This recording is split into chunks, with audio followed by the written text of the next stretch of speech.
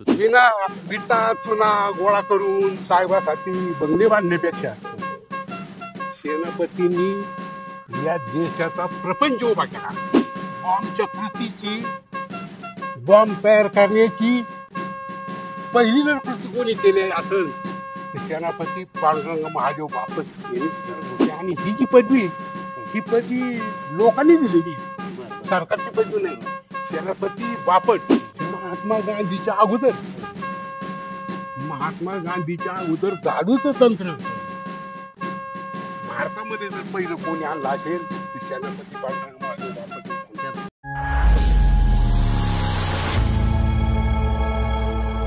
नमस्कार. सोशल पारनेर शिखर कर्तृत्वाचे या संकल्पनेअंतर्गत आज आपण ऐतिहासिक घडामोडी जाणून घेणार आहोत आणि त्या निमित्तानं आपण थोर क्रांतिकारक सेनापती बापट यांच्या या ऐतिहासिक वाड्यामध्ये या ठिकाणी उपस्थित आहोत.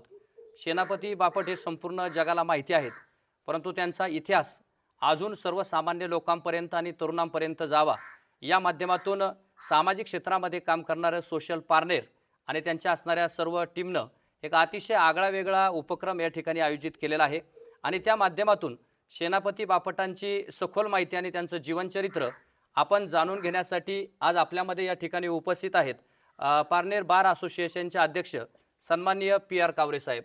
साहेब नमस्कार. नमस्ते. आपण आज या ठिकाणी उपस्थित आहात. आपण पारनेरचे आहात आणि सेनापती बापटांचा जन्म ही पारनेरचाच आहे. तर खऱ्या अर्थानं सेनापती बापटांच्या जीवनाविषयी आज आम्ही आपल्याकडून जाणून घेऊ इच्छित आहोत. सेनापती बापटांचा जन्म याच वास्तूमध्ये झाला. त्यांचे वडील अतिशय गरीब कुटुंबातले होते. सगळं कुटुंब गरिबीतच वाढलं आणि महादेव बापट यांची खरी श्रद्धा गणपतीवर होती. ते गणपतीचं देवस्थान पुणेवाडी शिवारामध्ये आजही आहे. तर ते गणपतीची पूजा वगैरे करायची. बाप सेनापतींचा जन्म झाल्यानंतर इथल्या मराठी शाळेमध्ये काही काळ त्यांनी शिक्षण घेतलं. इथपर्यंत ठीक आहे. आणि पुढील शिक्षणासाठी ते अहमदनगर एज्युकेशन सोसायटीचे नगर विद्यालय नगर आहे तिथं ते दाखल झाले. अहमदनगर एज्युकेशन सोसायटी नगर हायस्कूलचे विद्यार्थीच होते. त्या ठिकाणी अगदी नावाजलेला विद्यार्थी म्हणून विशेषतः संस्कृत भाषेमध्ये त्यांचं प्रभुत्व होतं. तिथपर्यंत त्यांचं माध्यमिक शिक्षण नगरला झालेलं आहे. बरोबर. सेनापती बापट माध्यमिक शिक्षणानंतर साहेब परदेश शिक्षणामध्ये पण त्या ठिकाणी परदेशासाठी गेले होते. बरोबर. तर त्या संदर्भामध्ये तुम्ही काय सांगा? हा, बापटांचं माध्यमिक शिक्षण पुण्याला डेक्कन कॉलेजमध्ये झालं. डेक्कन कॉलेजमध्ये शिक्षण घेत असताना तिथं त्यांनी देशसेवेची शपथ घेतली. भिडे गुरुजी म्हणून होते. ह्या भिडे गुरुजीने त्यांनी शपथ दिली. काय शपथ असावी ती?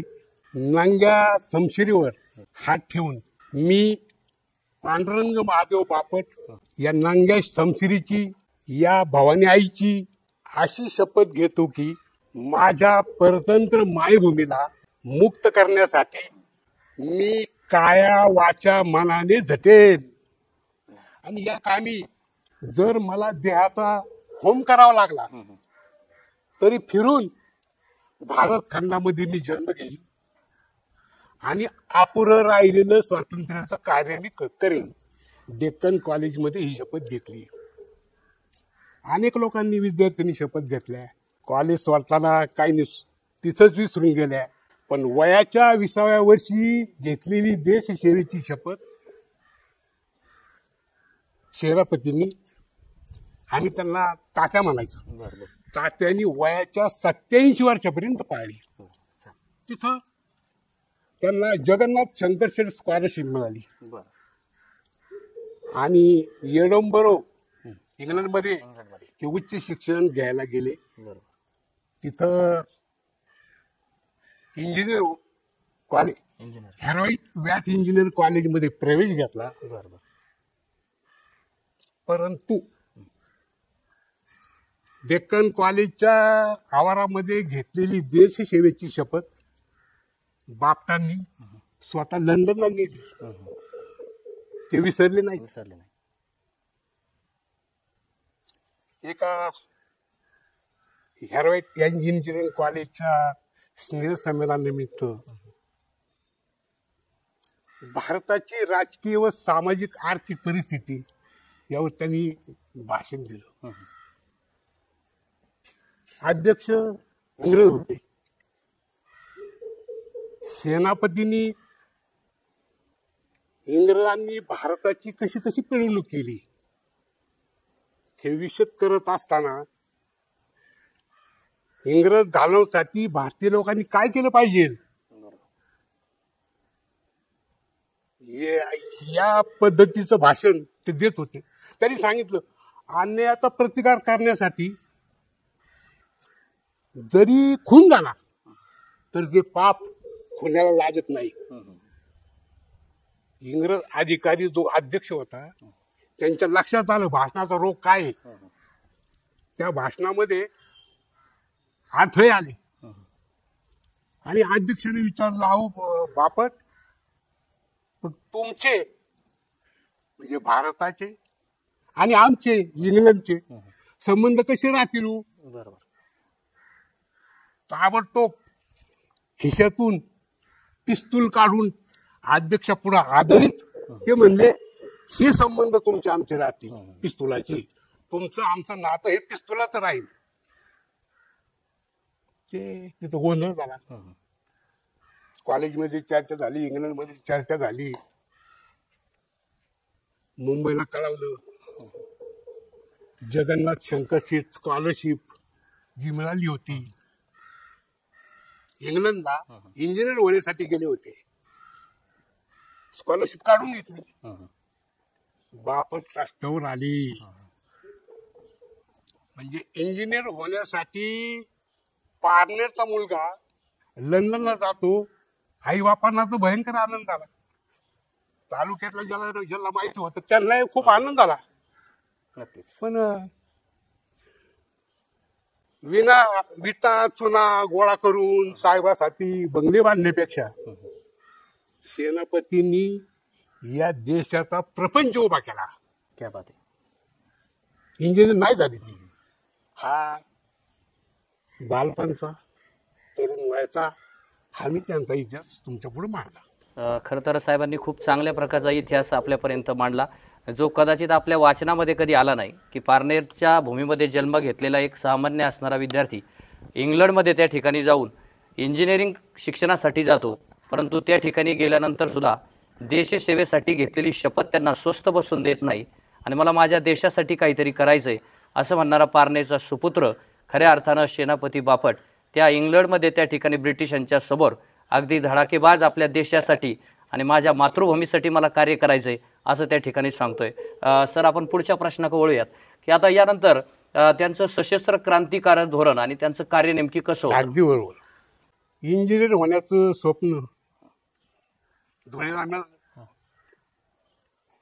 मग सेनापती बापट कार्याच्या तयारीला लागले. एका वृद्ध केमिस्टांनी त्यांना बॉम्बच्या कृतीचे 20 पानं दिले. त्या कृतीची भाषा रशियन होती आणि बापटांना रशियन देत नव्हतं. मग जर्मनीमध्ये असताना या रशियन भाषेचं इंग्रजी भाषांतर कोण करून देईल याचा शोध घेतला. MBBSच्या वर्गामध्ये शिक्षण घेणारी अन्या खोस ही मुलगी सापडली आणि तिने सेनापतींना भाषण करून देण्याचं मान्य केलं. मुलगी पहा, MBBSचे पेपर बुडवून परीक्षा दिली नाही. MBBSचे पेपर बुडवून तात्याला त्या 20 पानाचं रशियन भाषेचं इंग्रजीमध्ये हस्तलिखित तयार करून दिलं आणि मग त्या कृतीनं त्या वाचून त्या कृतीनं सेनापती बापटांनी भारतामध्ये पहिला अणुबॉम्ब बनवला. याची खूण अशी, पश्चिम बंगालमध्ये माणिकतोळा बॉम्ब प्रकरण निर्माण झालं. बरोबर. आणि त्या बॉम्ब प्रकरणामध्ये नरेंद्र गोस्वामी पकडला गेला. आणि नरेंद्र गोस्वामींनी सांगितलं की भारतामध्ये बॉम्बच्या कृतीची, बॉम्ब तयार करण्याची पहिली जर कृती कोणी केली असेल तर सेनापती पांडुरंग महादेव बापट यांनीच केली. त्या कथाच्या चौकशीमध्ये कोर्टाला नरेंद्र गोस्वामी ही साक्ष दिली. पांडुरंग महादेव बापट हेच आमच्या कटाचे सूत्रधार आहेत आणि त्यांनीच बॉम्ब बनवला. हे माणिकतोळा बॉम्ब प्रकरण दरम्यानच्या काळामध्ये इंग्लंडमध्ये सेनापती आणि स्वातंत्र्यवीर सावरकरांची भेट झाली. म्हणजे सावरकरांना विचारतो, तात्या सावरकर एका हातात पिस्तूल, दुसऱ्या हातात बॉम्ब तयारच करा, माग नाही पडली, म्हणजे मला परवानगी द्या. तसं स्वातंत्र्यवीर म्हणाले, सावरकर तात्या बापट, आकाशातल्या ताऱ्याप्रमाणे तुटण्यामध्ये, लोकलुक करण्यामध्ये काय अर्थ नाही. तुम्ही भारतामध्ये जा आणि तुम्ही हे सशस्त्र क्रांतिकारकाचं जे तुमचा लढा आहे तो भारतामध्ये उभा राहा. आणि मग स्वातंत्र्यवीर सावरकरांचं म्हणणे मान्य करून आपल्या हातून आतिताईपणा होतो लक्षात येऊन ते भारतामध्ये आले. आणि मग इथं बॉम्बची कृती केलीच. माणिकतोळा बॉम्ब प्रकरण त्याची साक्षीच आहे. म्हणजे सशस्त्र क्रांतिकारकाच्या कार्याला ते लागले. एक इतिहास सांगितला जातो की शांततेच्या मार्गाने भारताला स्वातंत्र्य मिळालं. अहिंसेच्या मार्गाने महात्मा गांधींचं तत्वज्ञान, गांधीवाद, पण ते काही खरं नाही. ते इतकंच खरं नाही. शांततेचा मार्ग होताच आधी क्रांतिकारकांचा हा क्रांतिकारक मार्ग होता. सेनापतींचा, वीर सावरकरांचा किंवा निळ्या क्रांतिकारकाचा, न तो मुंडा बिसा असेल की इथे बाबू गेनो असेल, भगतसिंग असतील की मदनलाल धिंगरा असेल, हा जो क्रांतिकारकाचा मार्ग क्रांतीच्याच मार्गाने, बंदुकीच्याच मार्गाने पलटू शकते. हा या आणि हे काय, हे सशस्त्र क्रांतीचं एक शास्त्र आहे हो, तसं म्हणताल. तर सेनापती बापटांचा वैयक्तिक दहशतवादाला विरोध होता, वैयक्तिक दहशतवाद नाही. तात्यांचं म्हणणं असं, अन्यायाविरुद्ध लढण्यासाठी लोक तयार होतात. आणि अन्यायाविरुद्ध लढत असताना सत्ताधारी पक्षांनी जर लाठ्या काठ्या वापरल्या तर आपल्याला सुद्धा तेवढाच अधिकार पोहोचतो. तात्या म्हणायचे, अरे न्यायासाठी जर खून झाला तर पाप नाही लागत, न्याय मिळण्यासाठी. असा हा सशस्त्र क्रांतिकारकाचा मार्ग, महात्मा गांधींचा मार्ग, या दोन्ही मार्गाने इंग्रज हादरले. काही संबंध आहे का यांच्यामध्ये? सेनापती बापट तुरुंगामध्ये महात्मा गांधीला भेटायला गेले आणि सडेतोड सांगतात, महात्माजी स्वातंत्र्य मिळवण्यासाठी तुमचा मार्ग हा तुमच्या जवळ, तुम्ही त्या मार्गाला. पण क्रांतिकारकाच्या मार्गामध्ये जर अडथळे तुम्ही आणले तर मी सहन करणार नाही. आम्हाला तुम्ही मदत करा, आम्ही तुम्हाला मदत करतो. म्हणजे शांती आणि क्रांती या दोन्हीचा संगम होऊन आपल्याला स्वातंत्र्य मिळालेलं आहे. मला थोडक्यात काय सांगायचं, इंग्रजांची सत्ता भारतामध्ये होती, त्याचं कारण काय, तर याचा सगळा अभ्यास दादाभाई नौरोजींनी केला. दादाभाई नौरोजी भारताचे कार्ल मार्क्स म्हटले तरी चालेल. काय सांगितलं त्यांनी, अरे म्हणले तुमचं हे वैभवशाही साम्राज्य हे भारतीय लोकांच्या रक्तावर आणि पैशावर उभं राहिलेले. गजनीच्या मोहम्मदानी 18 स्वाऱ्या भारतात केल्या, 18. ती जेवढी संपत्ती लुटली गजनीच्या मोहम्मदानी, ती काहीच नाही. एका वर्षामध्ये एवढी संपत्ती तुम्ही लुटून टाका. म्हणजे इंग्रज भारतामध्ये लूट करायला, नफा कमवायला, ईस्ट इंडिया कंपनी नफा कमवायला आली होती. एवढा नफा इंग्लंडमध्ये घेऊन चालले तुम्ही आणि भारत कंगाल केला. दादाभाई नौरोजींनी हे भारताचं विश्लेषण, आर्थिक विश्लेषण, दादाभाईची साक्ष झाली वेल्वी कमिशन समोर. मी जे सांगतो हे तिथं दादाभाईंनी प्रत्यक्ष मांडलं. एवढंच काय, इंग्लंडमध्ये दादाभाई नौरोजी तिथं पार्लमेंटवर निवडून गेले होते. त्यांची भाषा अशीच आहे सगळे, भारताचं आर्थिक शोषण. आणि मग त्यातून महात्मा गांधींचं काय तत्वज्ञान, सूतकाथा. काय सूतकाथा, स्वतःवर आम्ही स्वातंत्र्य मिळवलं, खरं आहे ते.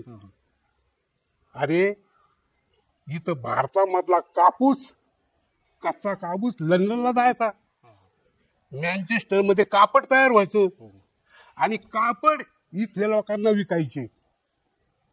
आपल्या भारतीय लोकांना मँचेस्टरचं कापड समजत नव्हतं, ते म्हणजे मांजरपाट. म्हणजे कापड इथं विकत होतं. म्हणजे कापूस भारतातला, गिरण मँचेस्टरला, तिथल्या कामगारांना पगार. 100 रुपयाचा कापूस नेल्यानंतर त्याची 500 रुपयाच्या धोतर विकायची, 400 रुपये नफा. हा जो आहे ना, हा नफ्यासाठी इंग्रजांचं राज्य भारतावर होतं, दुसरं काही नाही. बायबल प्रमाणे येशूचे शिष्य आले, त्यांनी शांतता प्रस्थापित केली, लोक शहाणे केले, त्यांना देवधर्म शिकवला. हे सगळं जोट. ते आले होते नफा कमवायला. आणि याची साक्ष दादाभाई नौरोजींनी वेल्वी कमिशन समोर दिलेली. यातून मग जहाल राजकारण. लोकमान्य टिळक जहाल राजकारणाचे होते. लोकमान्य टिळक दादाभाईचे शिष्य होते. आता लोकमान्य टिळक बापट मानित होते त्यांना, लोकमान्य गुरु स्थानिक. लोकमान्य टिळक यांना म्हणायची तेला तांबड्याचा पुढारी. काय म्हणायची, तेला तांबड्याचा पुढारी. म्हणजे काय, गरीब वर्गाचं शोषण टाळण्यासाठी लोकमान्य टिळक काम करायचे. आणि सेनापती सुद्धा पार्लेला आल्यानंतर महारवाडा मांगवाडा झाडून घ्यायचे, गरीब लोकांना विचारायचे. एकदा सेनापती बापट पार्लेला यायचे, म्हणून इथं खुटावर तांबळी होतात, पान विकायचा, त्याला तार आली होती. बरोबर. मुस्लिम शिष्याला तार आली. आणि महारवाड्यामध्ये गंगा मार आहे का, अशी चर्चा, माहिती घ्यायची बापट. म्हणजे बापट हे गरीब तेले तांबळेचे, हरिजनाचे, गिरिजनाचे जसे नेते होते, तसे लोकमान्य टिळक सुद्धा होते. दोन्ही एकाच विचारसरणीचे. असा तो सगळा इतिहास. खरं तर पी.आर. कावरे यांनी अतिशय सखोल माहिती त्या ठिकाणी सेनापती बापट यांच्याविषयी दिली. त्यांच्या सशस्त्र क्रांतीचा लढा अगदी कशा पद्धतीनं ते लढले ते सांगत असताना आपल्या अंगावरती निश्चितपणानं रोमांच त्या ठिकाणी उभे राहिले आणि श्वासाच्या शेवटच्या क्षणापर्यंत माझ्या मातृभूमीसाठी मला लढायचंय असं काम करणारे पारनेरचे सुपुत्र सेनापती बापट यांचा इतिहास आपण या ठिकाणी जाणून घेत आहोत. त्या माध्यमातून दादाभाई नौरोजी यांचा आर्थिक निस्सारणाचा सिद्धांत त्या ठिकाणी त्यांनी जो मांडला आणि त्या माध्यमातून ब्रिटिशांनी कसं शोषण केलं, ते शोषण एका क्रांतिकारकाला पाहवत नाही आणि म्हणून हा पारनेरचा क्रांतिकारक पेटून उठतो आणि जहाल मतवाद्यानं आणि जहाल मार्ग पत्करून मला स्वराज्य आणि हे स्वातंत्र्य मिळवायचंय याच्यासाठी त्या ठिकाणी तत्परतेने कार्य करतो. ते कार्य पाहून त्या ठिकाणी या देशातल्या अनेक क्रांतिकारकांना त्या ठिकाणी प्रेरणा मिळाली आणि भारतीय स्वातंत्र्य लढ्याचं चाक अचानक गरकन फिरावं तसं बदललं आणि शांतता मार्ग जो चालू होता त्या मार्गाला सशस्त्र क्रांतीची जोड मिळाली आणि पुढे जाऊन त्या ठिकाणी भारतीय स्वातंत्र्याचे जो नवीन अध्याय रचला जाणार होता ते भारत स्वातंत्र्याचा अध्याय अगदी जवळजवळ येत चालला होता. तर साहेब, सेनापती बापट इकडे गावाकडे आल्यानंतर त्यांनी पुढे मुळशी सत्याग्रह, एक मोठा सत्याग्रह त्या ठिकाणी केला, तर त्याबद्दल काय सांगाल? हा जो त्याला मुळशी पेठा म्हणतो आपण, पेठा, तिथं टाटा कंपनीची वीज म्हणजे धरण बांधून त्यावर वीज निर्माण होणार होती आणि ती सगळी वीज मुंबईला कारखानदारांना जाणार होती आणि मुंबई उजळून निघणार होती. कारखानदाराचे नफ्यावर नफे वाढणार होते, परंतु मुळशी पेठेतला जो गरीब शेतकरी याची जमीन जाते याचं काय, तेव्हा यांचं पहिलं पुनर्वसन करा आणि मग धरण करा, यांची सोय लावा. आणि इंग्रज काय त्याला तयार नव्हते. या मुळशी पेठेतल्या गरिबांच्या जमिनी हिसकावून घ्यायच्या, काही यांना नुकसान भरपाई द्यायची थोडीफार, अशा पद्धतीने इंग्रजांचा तो डाव होता. आणि म्हणून मुळशी सत्याग्रह हा कित्येक वर्ष बापनांनी केला. बरोबर. आता धरण झालं, ताताला वीज करायची परवानगी मिळाली, काही प्रमाणात शेतकऱ्यांचा सुद्धा मोबदला मिळाला, काहींचं पुनर्वसन झालं, पण बराच मोठा शेतकरी हा वंचितच राहिला खरं म्हणतात. तर तिथं सत्याग्रह करताना जी धरण साहित्याची गाडी येत होती, धरण साहित्य घेऊन रेल्वे येत होती आणि सत्याग्रह करायचा म्हणून बापटांनी पिस्तूल काढून ड्रायव्हरच्या पोटऱ्यावर गोळ्या मारल्या, गाडी बंद पाडलेली. इतके ते क्रांतिकारक होते. आणि ही जी पदवी, ही पदवी लोकांनी दिलेली, सरकारची पदवी नाही. सेनापती बापट, सेनापती पांडुरंग महादेव बापट मुळशीच्या सत्याग्रहाचे नेते होते. त्यांच्याबरोबर नेत्यांची अनेक नावे मला माहिती, विनायकराव भुसकुटे घ्या वगैरे वगैरे, पण त्यातला मुख्य जो नेता होता ते सेनापती पांडुरंग बापट होते आणि सेनापती पदवी त्यांना शेतकऱ्यांनी दिलेली. बरोबर. तर निश्चितच सेनापती बापट आपण म्हणून ज्यांचा उल्लेख करतो, तर ही सेनापती बापट, सेनापती ही पदवी कुठल्या शासनानं त्यांना दिली नाही, तर सर्वसामान्य जनतेसाठी, शेतकऱ्यांच्या हितासाठी आणि शेतकऱ्यांच्या जमिनी ज्या मुळशी धरणाखाली जात होत्या त्यांना न्याय मिळावा म्हणून त्यांनी त्या ठिकाणी आंदोलन केलं. आणि त्या आंदोलनाच्या लढ्याला यश येत असताना तिथल्या शेतकऱ्यानं स्वतःहून त्या ठिकाणी बापटांना जी पदवी दिली ती सेनापती बापट म्हणून त्या ठिकाणी ही पदवी दिली. आणि म्हणून अशा या क्रांतिकारकाचा इतिहास आपण या ठिकाणी जाणून घेत आहोत. खरं तर सेनापती बापट हे जरी सशस्त्र क्रांतिकारक होते तरी त्यांचा विचार जो होता तो सुधारणावादी होता. म्हणजे सुधारणाही तेवढ्याच झाल्या पाहिजेत आणि सामाजिक सेवा त्यांच्या रक्तामध्ये त्या ठिकाणी भिनलेली होती. पारनेरमध्ये वास्तव्य असताना साहेब त्यांनी नेमकी कोणकोणत्या पद्धतीचं सामाजिक कार्य किंवा समाजसेवा केली त्याबाबत आपण जाणून घेऊया. मुद्दा असा आहे की केवळ बॉम्ब पिस्तूल तयार करून इंग्रजांना घालून देश स्वतंत्र करून चालणार नाही. तो स्वच्छ केला पाहिजे, तो सुधारणावादी केला पाहिजे. म्हणून बापटांनी एका हातामध्ये बॉम्ब पिस्तूल घेऊन स्वराज्याचं मंदिर तर बांधलं, अरे पण ते स्वच्छ ठेवण्यासाठी झाडूही वापरलं, गाव स्वच्छ केलं. पुण्या मुंबईला पारनेरला झाडू घेऊन झाडू घेऊन. तात्यांनी गल्ल्या साफ केल्या. तर महात्मा गांधीच्या अगोदर झाडूचं तंत्र भारतामध्ये जर पहिलं कोणी आणलं असेल तर सेनापती पांडुरंग महादेव बापटनी सांगितलं. क्या बात आहे. आताचे नरेंद्र मोदी पंतप्रधान झाडू घेतात ही खरं नाही वाटत, नक्कल वाटते. नक्कल त्याला बतावणी म्हणता येईल. खरं बापट पारनेरला आल्यानंतर ते गोरगरीबाचा मी तुम्हाला उल्लेख केला की तांबड्याला तार आली, ताते येणार आहेत. कॉम्रेड भास्कर रावटी त्यावेळेस होते. भास्कर रावटींना तांबड्याला सांगितलं ताते येणार आहेत. मग या तालुक्यातर्फे एक नागरी सत्कार ठेवला गेला. आणि मला आठवतो मी चौथीला किंवा चौथीला असेल पहा, हाप्यान घालून मी सुद्धा स्वतःच्या विहिरीजवळ तात्यांना पाहायला गेलो होतो. गंमत अशी आहे, त्या गाडीतून तात्या उतरले आणि तिथं पाहिलं भास्करराव होते. अरे म्हणले भास्कर इकडे काय?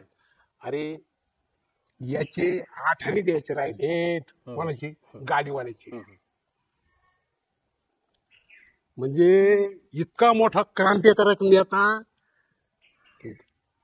त्या गाडीत बसून आल्यानंतर भाडं देण्याची सुद्धा पैसे नाहीत. ही अवस्था सगळ्या तालुक्याला माहिती आहे, मी पाहिली ती. आणि मग पुढं सत्कार होता. गावकऱ्यांनी गाडी आणली, बैलगाडी. वर त्याच्यावर कॉट मांडली, 4 बैल पुढं, ते पुढं लेजी सनाया. म्हणले तात्या बसा. हाय म्हणले हे काय? मी नाही बसणार. हे बळच भास्कररावटी, चंद्रभान बाळाजी आठरे पाटील काय ह्या सगळ्या गावकऱ्यांनी विनंती करून त्यांना ते गाडीत बसवलं आणि अशी मिरवणूक बाजारात लावली. आता मला गंमत वाटायची, इतकासा म्हातारा ते चष्म्यातून असं लुकू डोळे करून बघायचं. हे काय किती या माणसाला किती मोठं करतात, मला काहीच कळलं नाही काय भानगडी. लहान होतो मी ते आज कळलं. त्या म्हाताऱ्याची अवस्था मी हसायची. सेनापतींचा साकार केलेला आहे. सेनापती बापट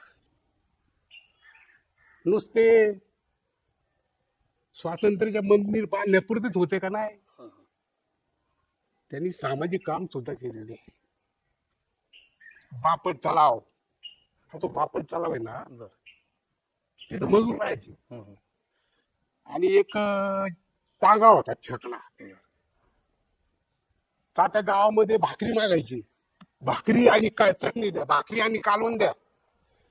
बेरोदा सासरा सोनी जे बिरुशीट होते ते गाडी ते छकडा वाढायचे आणि तात्या गोळा करायचे आणि सगळ्या मजुरांना दुपारी भाकरी वाटायची खायला तिथं. बापट का माझ्या गावाला त्या तलावाचा फायदा होऊन उन्हाळ्यामध्ये पाणी राहिलं पाहिजे हा दृष्टिकोन तात्याचा होता. म्हणजे समाजकार्यच होतात. स्वच्छ करायचं गाव, महारवाडा मांगवाडा झाडून घ्यायचं. काय हे स्वच्छतेच. पुण्याला स्वच्छता करायची. काही लोक एवढे मिस केला असतात. काही लोक ताते येणार ना मग म्हणून ती घाण आणून त्यांच्या पुढे टाकणार. म्हणजे तात्या तुम्हाला स्वच्छतेची आवड आहे ना, मग स्वच्छ करायची आम्ही संधी देतो तुम्हाला, ती घाण तेच टाकणार. असे लोक होते. म्हणजे स्वच्छता एवढंच काय मी तुम्हाला सांगेल, सेनापतींना 87 वर्षामध्ये फार महत्वाचं आहे. 22 वर्ष तुरुंगात होते. 87 वर्षाच्या आयुष्यामध्ये 22 वर्ष तुरुंगात होते. अरे म्हणले आता आपली काही तुरुंगातून सुटका होणार नाही. बायकोला पत्र लिहिले या माणसाने रुक्मिणी बाईला. म्हणले तू आता दुसरं लग्न कर, माझी तुरुंगातून सुटण्याची अपेक्षा नाही. असा हा ढेर वेळा त्याला ध्येयनिष्ठ जीवन जगणारा पात्र होते. मी आता सांगितलं की ही अतिशयोक्ती नाही, मी प्रत्यक्ष पाहिलं. 8 आणे खरंच नव्हते, पैसेच द्यायला नव्हते. पत्रकारांना विचारलं, तात्या तुम्ही हे सगळं केलं, हे काय केलं हो? त्यांनी सांगितलं, I come from A very poor family. I remain the poor. I gave the best years of my life to the service of the nation because I was mesmerized. मी भारावून गेलो. म्हणजे जीवनातले सर्वश्रेष्ठ वर्ष मी देशाच्या सेवेसाठी दिले. मी भारावून गेलो होतो, गरीब होतो, गरीबच राहिलो, शेवटपर्यंत गरीब राहिले. त्याचा हा पुरावा आहे 8 आणे नाही. बरोबर. मग हे सगळं काय केलं तात्यांनी? का केलं? काय काय केलं? बॉम्बे विद्यार्थी सेनेपुढे तात्यांचं व्याख्यान ठेवलं. म्हणजे तात्या या व्याख्यान द्यायला. तात्यांनी व्याख्यान दिलं. त्या मुलांना काय सांगितलं? The tillers of the soil shall rule it. The land of our toil shall be our. म्हणजे काय? टिलर्स, जो कष्ट करतो त्यांनी राज्य करावं. आणि लँड ऑफ आवर टॉईल, आमच्या श्रमाची जमीन आमचीच असली पाहिजे. म्हणजे जमीन आमची असली पाहिजेत आणि कष्ट करणारे राज्यकर्ते झाले पाहिजेत. ज्याला समाजवाद म्हणू किंवा कम्युनिझम म्हणू, याच्यापेक्षा वेगळा आहे काय? कम्युनिस्ट विचारसरणीचा मी फार मोठा अभ्यासक आहे. आणि खरं म्हणतात तर तात्याच्या जीवनामधूनच मी या विचारसरणीचं, डाव्या विचारसरणीचं जोगत गेलो. तर हा तात्यांचा खरा दृष्टिकोन होता. काय? महाराष्ट्राच्या संयुक्त महाराष्ट्र चळवळ हिरिरीने भाग घेतला. हिरिरीने भाग घेतला.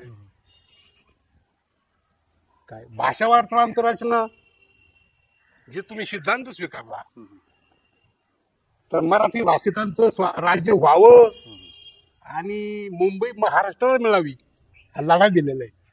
105 लोकांचा बळी घेऊन महाराष्ट्राला मुंबई मिळाली. आणि याचं श्रेय सेनापती आग्रा असायचेच.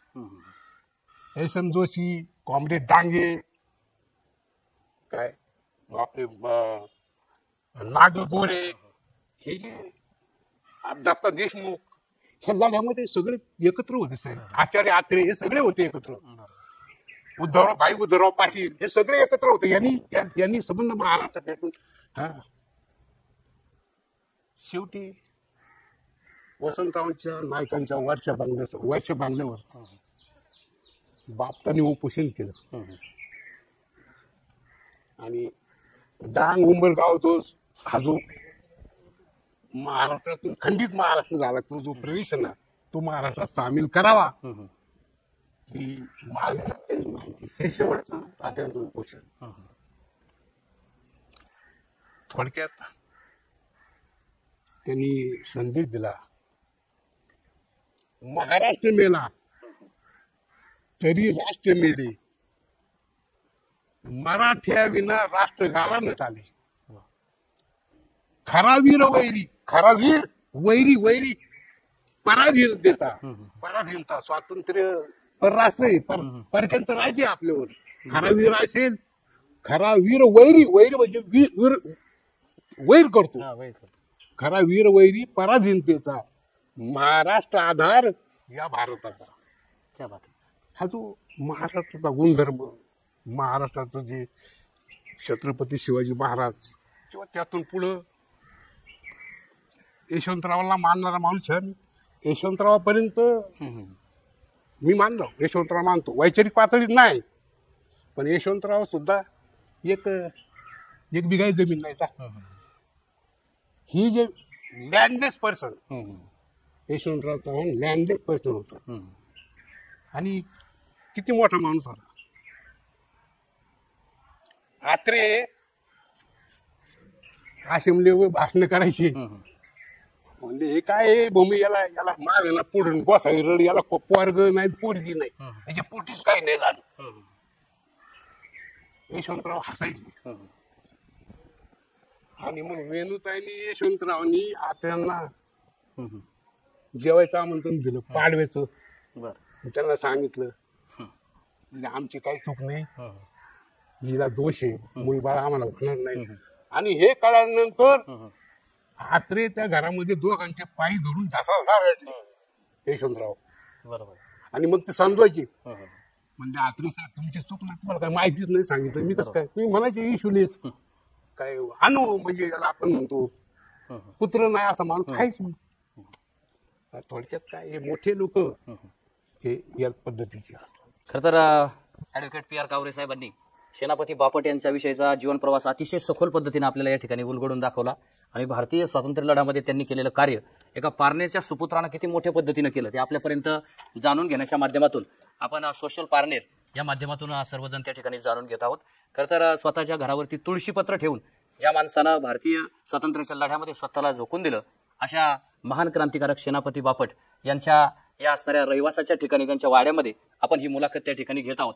हे किती आपल्या सर्वांचं मोठं भाग्य आहे की जो इतिहास कधी आपण पाहिला नाही किंवा सेनापती बापटांना ज्यांनी पाहिलंय असे असणारे ॲडव्होकेट पी आर कावरे त्यांच्याच मुखातून आणि त्यांच्याच माध्यमातून आपण त्यांचं प्रत्यक्ष जीवन त्या ठिकाणी अनुभवतोय. हे खऱ्या अर्थानं खूप एक आनंदाची गोष्ट आहे की ज्या माध्यमातून की सेनापती बापट नेमकी कसे होते हे स्वतः त्यांनी अनुभवलं पाहिलं आणि त्या माध्यमातून त्यांच्याच वाणीतून आणि त्यांच्या संवादातून आपण ते जाणून घेण्याचा प्रयत्न या ठिकाणी केला. आता एक शेवटचा प्रश्न साहेब या ठिकाणी घेतो. आज आपण ज्या वाड्यामध्ये सेनापती बापटांच्या इथे ही मुलाखत घेतोय तर या वाड्याचा एक ऐतिहासिक मोठा वारसा आहे. तर येणाऱ्या पिढीला ह्या वारशाबद्दल काय सांगाल आणि इथून पुढे या पिढीनं याचा कशा पद्धतीने बोध घेतला पाहिजे. आता याचं बहुतांशी त्या ठिकाणी जीर्णोद्धार त्या ठिकाणी झालेला आहे, परंतु अशा प्रकारच्या ऐतिहासिक वास्तू आपण सांभाळून ठेवल्या पाहिजेत कारण तो तुमच्या आमच्या क्रांतीचा वारसा आहे आणि तो येणाऱ्या पिढीनं कसा जपावा याबाबत आपण काय सांगाल. तो शांततेच्या मार्गाने आणि क्रांतिकारक मार्गाने हे स्वातंत्र्य मिळालं. 75 वर्ष झाली. ज्या उद्देशानं दादाभाई नौरोजीच्या क्रांतिकारक सिद्धांत आपण पाहिला, स्वातंत्र्य मिळवलं, तर ह्या त्यागी पुरुषांची थोडी तरी आठवण किंवा वारसा चालवला जातो या बाबतीत मी नाही. प्रत्येक ठिकाणी भ्रष्ट कारभार, भ्रष्टाचार. 75 वर्षामध्ये काय घडलं असेल तर प्रचंड भ्रष्टाचाराच्या एकमेकावर या सरकारवर त्या सरकारवर आरोप झालेले. आज तरुण पिढी शिकली सवरलेली आहे, बेकारीचा प्रचंड प्रश्न उभा आहे. आणि बाबासाहेब आंबेडकरांनी जी घटना दिलेली आहे त्या घटनेमधून सरकार बदलायची ताकद आहे. तर माझं तरुणांना आव्हान आहे, ह्या सगळ्या क्रांतिकारकाच्या जीवनाचा अभ्यास करा. भगतसिंग याचा जीवनाचा अभ्यास करा. मदनलाल धिंगरा थोर क्रांतिकारक होऊन गेले, यांचा सगळ्या जीवनाचा अभ्यास करून हा देश खरं म्हणतात या देशासारखं ज्याला नैसर्गिक संपत्ती हे फार प्रचंड आहे. आणि या नैसर्गिक संपत्तीवर हात लागले आता तंत्रज्ञान तरच देशाची संपत्ती वाढते. देशाची संपत्ती काय आकाशातून पडत नाही. आणि या भूमीमध्ये तरुणांची जर खरोखरच त्यांनी विचार करून पार्लमेंट ताब्यात घेतलं, पार्लमेंट तरुणांनी, आणि या देशाच्या ज्या नैसर्गिक साधन संपत्तीचा वापर करून जर देश चालवला तर कुणाच्याही जगाकडे तो तोंड घेऊन पाहण्याची आपल्याला गरज भासणार नाही, इतका हा देश समृद्ध आहे. केले प्रयोग. अण्णासाहेब शिंदे कृषी मंत्री असताना हरित क्रांती केली. गहू PL 486 गहू खात होतो आपणच पंजाबमध्ये गहू इतका कमवला का आज गहू देत होतो. म्हणजे तरुणांना माझं सांगणे, या क्रांतिकारकांच्या संबंध जीवनाचा प्रपंचावर तुळशीपत्र ठेवले. बापटा सारखा थोर क्रांतिकारक का जो 22 वर्ष इंग्रजांच्या तुरुंगात होता. पंडित नेहरू इंग्रजांच्या तुरुंगात होते, महात्मा गांधी होते, लोकमान्य टिळक मंगल याला मंदालेलाच नेऊन घातले होते, वीर सावरकर अंदमानमध्ये होते. हे सगळ्यांनी हे स्वराज्य कशाला मिळवलं? हे स्वराज्य जी पिळवणूक होती शेतकऱ्यांची, कामगारांची, जी आर्थिक पिळवणूक होती इंग्रज करत होते, तशाच प्रकारची पिळवणूक सध्या चालू आहे. अदानी अंबानी काय भानगडी? अरे ते गेले आणि हे आले, एवढेच आहे यांची. मी तुम्हाला सांगतो, एक उदाहरण देतो. लॉकडाऊन मध्ये जगामध्ये 10 लोक भारताचे श्रीमंत म्हणून नाव लागलं. काय करीत होतो लॉकडाऊन मध्ये? पगार नाही वाटायची, काय नाही, संपत्ती. म्हणजे एका बाजूला संपत्तीचं केंद्रीकरण आहे आणि दुसऱ्या बाजूला हाणाला मागे. कोण म्हणतं देश सुखी झालाय? आज 80 कोटी लोकांना रेशन वाटतं सरकार. हे काय श्रीमंतीचं लक्षण आहे? एका बाजूला म्हणायचं 80 कोटी लोकांना रेशन वाटायचं आणि म्हणायचं 47 सालामध्ये आम्ही आशावी कशीच होणार आहेत. हे झूट आहे, हे खरं नाही, बेकाराचे आकडे आहेत. अरे 8400 जागेसाठी इंजिनियर, डॉक्टर मुलांनी अर्ज करावेत या भारतामध्ये. याच्यासाठी का स्वातंत्र्य मिळालं? याच्यासाठीच का यांनी एवढ्या खस्ता खाल्ल्या? हे माझं म्हणणं असं, घटनेप्रमाणे घटनेचा अभ्यास करून, त्या तत्वांचा अभ्यास करून लोकांनी नव भारत तरुणां केला पाहिजे. 75 वर्षामध्ये थोडंफार झालं, पण म्हणावा इतकं, ज्याला आपण म्हणावं इतकं दैदिप्यमान काहीच घडलेलं नाही, या मताचा मी. तर मला म्हणायचं असं की क्रांतिकारकांनी सुद्धा काय बाबासाहेब आंबेडकरांची घटना मान्य केलेली आहे. कम्युनिस्टांनी बंदुकीच्या नळीतून आमचं राज्य येईल असा आमचा सिद्धांत आहे मूळचा. पण आम्ही सुद्धा ह्या घटनेला मान्यता देऊन प्रमुख कम्युनिस्ट पक्ष या घटनेच्या मध्ये आलेले आहेत. नक्सलाईटचे भाग वेगळा. माझं म्हणणं असं की खरं म्हणतात तर तरुणांनी हे राजकारण ताब्यात घेतलं पाहिजे. ती आज परिस्थिती नाही हो, पण हा तात्पुरता अंधार आहे, तात्पुरता. कवा तरी तो फटणेवाले दिवस कवा तरी उगणार आहेत, ते येईल. हा दुर्दम आशा. मी एक तुम्हाला उदाहरण ठेवतो की हारणारी लढाई लढणारी लोक जगामध्ये आहेत. अरे भगत सिंगाला माहित नव्हतं का? पार्लमेंट मध्ये मी बॉम्ब टाकतोय, मला पकडलं जाणार आणि बॉम्ब टाकले, खुशाल शांत उभे राहिले. त्याला माहिती होतं का आपल्याला धरतीनं फाशी देतील. लढाई हारणार होता भगत सिंग, पण हारणारी लढाई सुद्धा भगत सिंग लढला. खरं म्हणतात.